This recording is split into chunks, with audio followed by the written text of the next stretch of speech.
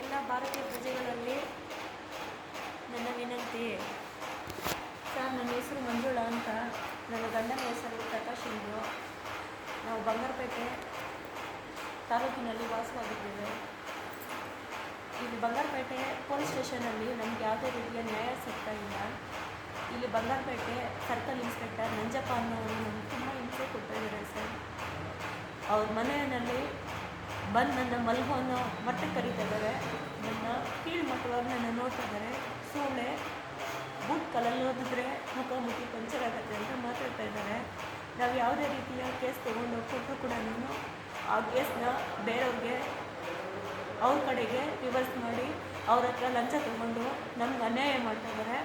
ಎಲ್ಲ ಕೇಸಲ್ಲೂ ನಮ್ದು ಯಾವುದೇ ರೀತಿ ತಪ್ಪಿಲ್ಲ ಅಂತಂದರೂ ಕೂಡ ನಮ್ಮನ್ನ ಅದ್ರಲ್ಲಿ ಸೇರಿಸ್ತಾ ಇದ್ದಾರೆ. ಇವಾಗ ನನ್ನ ಮೇಲೆ ಅಲ್ದಿರ ನನ್ನ ಗಂಡನ ಮೇಲೆ ಕೂಡ ಎಲ್ಲ ಕೇಸು ರೆಕಾರ್ಡ್ ಮಾಡ್ತೀನಿ ಅಂತ ಇದ್ದಾರೆ. ಅವ್ರು ಹೇಳ್ದಂಗೆ ನಾವು ಕೇಳಲಿಲ್ಲ ಅಂತ ಅಂದರೆ ವೇಷವಾಟಿಕೆಯಲ್ಲಿ ನೀನು ಎತ್ಕೊಂಡೋಗಿ ಹಾಕ್ತೀನಿ, ರೌಡಿ ಶೀಟರ್ ಕೇಸಲ್ಲಿ ಬುಕ್ ಮಾಡ್ತೀನಿ, ಹೊರಗಡೆ ಬರ್ದಿರೇ ನಿನಗೆ ಪಾಠ ಕಲಿಸೋದು ನನಗೆ ಗೊತ್ತು ಅಂತ ಮಾತಾಡ್ತಾರೆ. ಅವರು ನಮ್ಮ ವಿರುದ್ಧ ಯಾರು ಗಲಾಟೆ ಮಾಡೋಕ್ಕೆ ಬಂದಿದ್ದಾರೋ ಅವ್ರ ಹತ್ರ ಎಲ್ಲ ಲಂಚ ತಗೊಂಡು ಅವ್ರಿಗೇನು ಬೇಕೋ ಅವ್ರ ಕಡೆಗೆ ಸಪೋರ್ಟ್ ಮಾಡ್ತಾ ಇದ್ದಾರೆ. ನಾವು ಬಡವರಾಗಿರೋದಕ್ಕೆ ನಮ್ಮ ಕಡೆ ಯಾವುದೇ ರೀತಿಯ ಸಪೋರ್ಟಾಗಿ ಯಾರೂ ನಿಲ್ತಾ ಇಲ್ಲ. ದಯವಿಟ್ಟು ಎಲ್ಲರೂ ನಮ್ಮ ಕಡೆಗೆ ಬಂದು ನಮಗೆ ಸಹಾಯ ಮಾಡಿ ಅಂತ ತಮ್ಮಲ್ಲಿ ವಿನಂತಿ ಮಾಡ್ಕೊಳ್ತಾ ಇದ್ದೀನಿ. ಬಂಗಾರಪೇಟೆ ಸ್ಟೇಷನ್ನು ತುಂಬ ಹದಗೆಟ್ಟೋಗ್ಬಿಟ್ಟಿದೆ. ಹೆಣ್ಮಕ್ಳನ್ನ ತುಂಬ ಕೀಳ್ಮಟ್ಟವಾಗಿ ನೋಡ್ತಾ ಇದ್ದಾರೆ. ದಯವಿಟ್ಟು ಹೆಣ್ಮಕ್ಳನ್ನ ಉಳಿಸ್ಕೊಡಿ, ಹೆಣ್ಮಕ್ಳಿಗೆ ನ್ಯಾಯ ಕೊಡಿಸಿ. ನಾನು ಒಂದು ಎಜುಕೇಷನ್ ಹುಡುಗಿಯಾಗಿ ನನಗೆ ನ್ಯಾಯ ಸಿಗ್ತಾಯಿಲ್ಲ ಅಂದರೆ ನನಗಿಂತ ಅವಿದ್ಯಾವಂತ ಹುಡುಗಿಯರಿಗೆ ಇನ್ನು ಯಾವ ರೀತಿ ರಕ್ಷಣೆ ಸಿಗುತ್ತೆ ಈ ಪೊಲೀಸ್ ಠಾಣೆಯಲ್ಲಿ ಅಂತ ನೀವೇ ತಿಳ್ಕೊಳ್ಳಿ. ನಂಜಪ್ಪ ಅನ್ನೋರು ಬಂಗಾರಪೇಟೆಗೆ ಬಂದಾಗಿಂದನೂ ಎಲ್ಲ ಹೆಣ್ಮಕ್ಳಿಗೂ ಅನ್ಯಾಯನೇ ಆಗ್ತಾಯಿದೆ. ಅವರು ಬರೀ ದುಡ್ಡಿಗೆ ಅಂತಲೇ ಕೆಲಸ ಮಾಡ್ತಾಯಿದ್ದಾರೆ.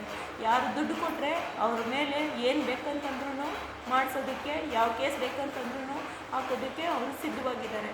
ಮನೆವರೆಗೂ ಜೀಪುಗಳು ಹಾಕ್ಕೊಂಡು ಮನೆಯಲ್ಲಿ ಗಂಡಸರು ಹಿಂದೆ ಇರುವಾಗ ಪೊಲೀಸರನ್ನ ಕಳಿಸೋದು, ಗಂಡಸರು ಪೊಲೀಸರನ್ನ ಕಳಿಸೋದು, ಮನೆ ಪಕ್ಕದಲ್ಲೆಲ್ಲ ಅವಮಾನ ಆಗೋ ರೀತಿಯಲ್ಲಿ ಮಾತಾಡೋದು, ಇವ್ರು ನನ್ನ ಸೂಳೆ ಪಟ್ಟ ಕಟ್ಟೋದು, ಬೂಟ್ನಲ್ಲಿ ನೋಡಿದ್ರೆ ಮುಖಾಮುಖಿ ಪಂಚರ್ ಆಗುತ್ತೆ ಅಂತ ಅನ್ನೋದು, ಬೇರೆ ಎಲ್ಲ ಕೇಸುಗಳು ನನ್ನ ಮೇಲೆ ಹಾಕ್ತೀನಿ ನೀನು ಹೊರಗಡೆ ಬರದೇ ಇರೋ ಥರ ಅಂತ ನನ್ನ ಬೆದರಿಸ್ತಾ ಇದ್ದಾರೆ. ನಾನು ಹಾಕಿರೋ ಕೇಸು ವಾಪಸ್ ತೊಗೊಂಡಿಲ್ಲ ಅಂತಂದರೆ ನನ್ನ ಏನು ಬೇಕಾದರೂ ಮಾಡ್ತೀನಿ ಅಂತ ನನಗೆ ಪ್ರಾಣ ಬೆದರಿಕೆ ಬೇರೆ ಕೊಡ್ತಾ ಇದ್ದಾರೆ. ನಾನು ಹಾರ್ಟ್ ಪೇಷಂಟ್ ಬೇರೆ, ನನಗೆ low B P, low sugar. ಇವಾಗ ಕೂಡ ಹಾಸ್ಪಿಟ್ಲಲ್ಲಿನೇ ಅಡ್ಮಿಟ್ ಆಗಿದ್ದೀನಿ. 1.5 ಅವರಿಂದನೂ ಸ್ಟೇಷನಲ್ಲಿ ಜ್ಞಾನ ತಪ್ಪಿ ಬಿದ್ದಿದ್ರು ಕೂಡ ನನ್ನ ಹಾಸ್ಪಿಟ್ಲಿಗೆ ಸೇರಿಸ್ತೀರಾ. ನನ್ನ ಗಂಡ ನನ್ನ ಮೈದನ ಕರ್ಕೊಂಬಂದು ನನ್ನ ಹಾಸ್ಪಿಟ್ಲಿಗೆ ಸೇರಿಸಿದ್ದಾರೆ. ದಯವಿಟ್ಟು ಈ ಸರ್ಕಲ್ ಇನ್ಸ್ಪೆಕ್ಟ್ರಿಗೆ ಸ್ವಲ್ಪ ಬುದ್ಧಿ ಹೇಳಿ ಇವರು ಸರಿಯಾದ ರೀತಿಯಲ್ಲಿ ಕೆಲಸ ಮಾಡಿಕೊಡ್ಬೇಕು ಅಂತ ತಮ್ಮಲ್ಲಿ ಕೇಳ್ಕೊತೀನಿ. ದಯವಿಟ್ಟು ನಮಗೆ ಸಹಾಯ ಮಾಡಿ, ನಿಮ್ಮಲ್ಲಿ ನಾನು ಬೇಡ್ಕೊಳ್ತಿದ್ದೇನೆ. ನಮ್ಮಂಥ ಹೆಣ್ಮಕ್ಕಳು ಯಾವುದೇ ರೀತಿಯಾಗಿ ಅನ್ಯಾಯ ಆಗ್ತಾಯಿದ್ರೆ ಹೆಣ್ಣು ಅನ್ನೋ ಭಾಗಕ್ಕೆ ಒಂದು ವಿದಾಯ ಹೇಳಬೇಕು ಅನ್ನೋದೇ ಒಂದು ಪ್ರಶ್ನೆ ಆಗೋಗುತ್ತೆ. ನಾಳೆ ಹೆಣ್ಣು ಅನ್ನೋದೇ ಸಿಗದೆ ಆಗೋಗುತ್ತೆ. ನಾನು ಅವ್ನಿಗೆ ಹೋಗ್ಬೇಕಂತೆ, ಅವನ ಪಕ್ಕದಲ್ಲಿ ಮಲಗಕ್ಕೆ ನಾನು ಹೋಗ್ಬೇಕಂತೆ. ಪ್ರತಿಯೊಂದಕ್ಕೂ ಆಧಾರ ನನ್ನ ಹತ್ರ ಇದೆ. ಅವ್ನು ಮಾತಾಡಿರೋದೆಲ್ಲ ನನ್ನ ಹತ್ರ ಇದೆ.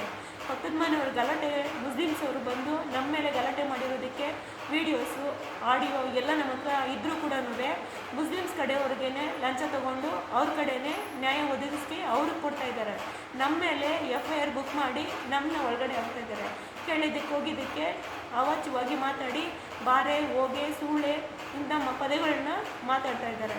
ದಯವಿಟ್ಟು ಇಂಥವರು ಈ ಪೊಲೀಸ್ ಠಾಣೆಯಲ್ಲಿ ಕೆಲಸಕ್ಕೆ ಅನರ್ಹರು, ವಿದ್ಯಾವಂತರು, ತುಂಬ ಓದಿರೋರು, ಎಲ್ಲ ತಿಳುವಳಿಕೆ ಇರೋವಂಥವ್ರನ್ನ ಬಂಗಾರಪೇಟೆಗೆ ನೀವು ಬಂದು ಸೇರಿಸ್ಬೇಕು ಅಂತ ತಮ್ಮಲ್ಲಿ ವಿನಂತಿ ಮಾಡ್ಕೊಳ್ತೇನೆ.